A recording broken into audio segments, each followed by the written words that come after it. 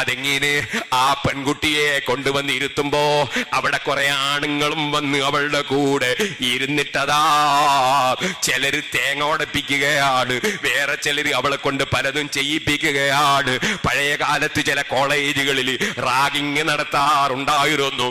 അതുപോലെ പുതിയ പെണ്ണിനെ റാഗിങ് നടത്തുകയാണ്. സുബ്ഹാനല്ലാഹ്, സ്വന്തം ബാപ്പ വളരെ അതവോടെ ഗുരുത്വത്തോടെ പഠിപ്പിച്ച പെൺകുട്ടി, ആ പെൺകുട്ടിയെ കൊണ്ടുവന്ന അന്ന് തന്നെ ഭർത്താവിന്റെ വീട്ടിൽ വെച്ച് ഇത്തരം തോന്നിവാസം ചെയ്യുന്നത് നിർത്താൻ, അത് നിർത്തിക്കാൻ